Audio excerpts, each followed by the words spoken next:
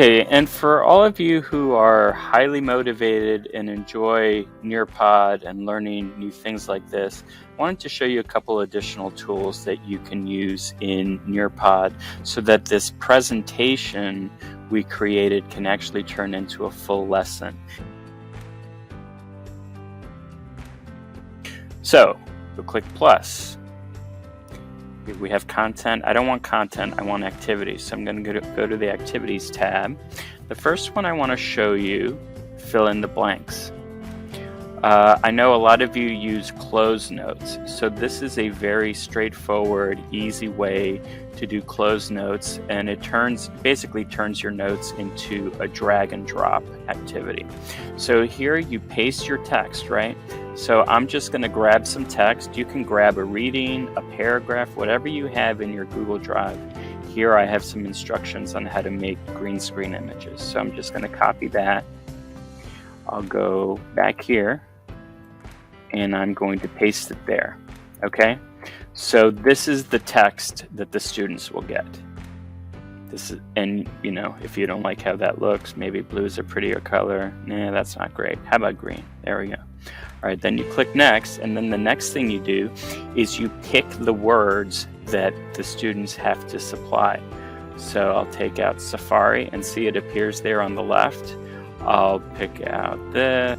Okay, so this is now creating a word bank. And I'm going to click done. And so now what the students will see is they will see that same paragraph, this paragraph, but for them these words will be missing and they will have to drag the words from a word bank. The word bank's actually going to be at the bottom of their screen and drop them into this paragraph. So that's a very cool and easy way to get the students to reflect and think about their notes. Another cool and very easy to use activity tool to use here is poll. So maybe you're covering some content and you want to ask the students what they think about it. And here you ask your question: should school be extended throughout the summer? So those are the three options the students will have. So what you'll do is you'll be projecting your Nearpod on the screen. You'll be driving it on their screens. Once they log in, they will get this question. And once they submit their responses, you'll be able to show the poll results up on your screen that you're projecting. So that's an easy way to create a poll and get real-time feedback from the students. You might even ask them for feedback on what they just did. All right, the final activity I wanted to show you is basically a very good brainstorming activity called a collaborate board. So we'll go here, go back to activities, and we will choose collaborate board. And so it looks like this. You can choose a different format from these styles here. Let's choose the corkboard.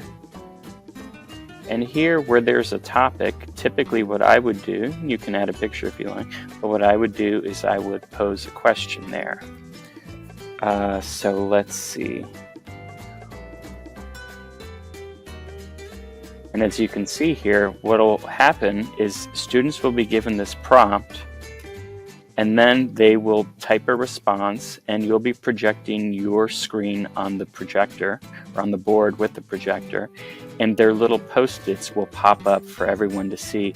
And the post-its will also pop up on their Chromebook screens as well, and they can like them.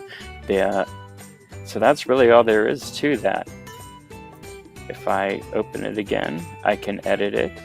And when you are in teacher mode projecting your screen, you will have to allow them to post, and there's also an option that allows you to approve postings before they show up, which is great in case you have some students whose integrity isn't always the best.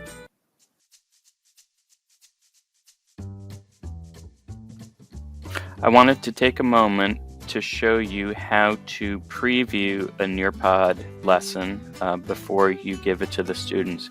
So if you are in your lessons and it looks something like this, hover over the lesson and you'll see this menu, and you'll see there's preview here. Click on that, and then you can advance through the slides and you'll get a sense of what the students will see on their end. And of course, this is the slideshow that I just showed you how to create. And that way you can see what the students will be seeing once you make your Nearpod live. On the other hand, if you're not in your library and you're still in a lesson and you're working on it, here you see the different components we've put in our lesson. There's also a preview option here. So there at the bottom, click on preview, and that will launch a preview of the different parts of your lesson. And again, this will show you what the students will see on their side.